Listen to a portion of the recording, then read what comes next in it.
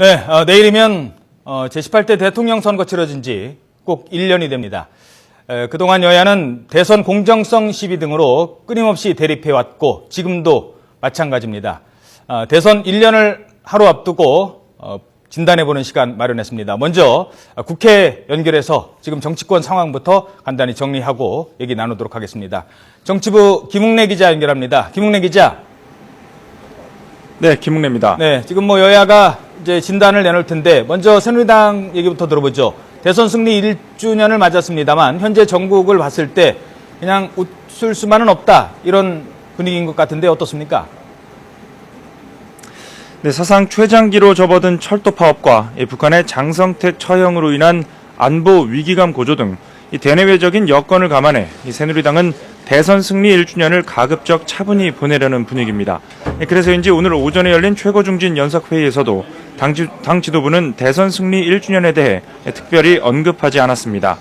다만 지도부는 지난 1년 동안 제1야당인 민주당이 대선 불복의 틀에 갇혀서 국회를 공전시켰다는 데 유감을 표하면서 정치 회복을 강조하고 있습니다. 하지만 얼어붙은 여야 관계가 회복되기까지는 적지 않은 시간이 걸릴 것으로 보이는데요.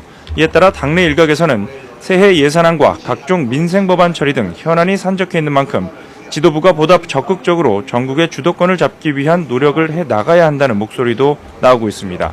여야 관계 악화로 인한 정치 불신의 책임은 결국 집권 여당이 져야 하기 때문에 당 지도부가 어떤 식으로든 대치 전국을 돌파할 수 있는 해법을 내놔야 한다는 겁니다.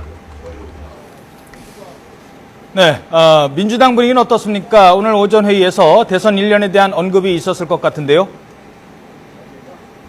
그렇습니다. 오늘 오전 최고위원회의에서 김한길 대표와 전병헌 원내대표 등 당 지도부의 발언이 있었습니다.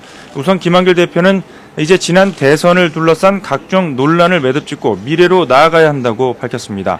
국가기관의 대선 개입 의혹 등 각종 의혹 사건들을 특검에 맡기고 여야가 민생 문제에 집중하자는 기존 입장을 거듭 확인한 겁니다.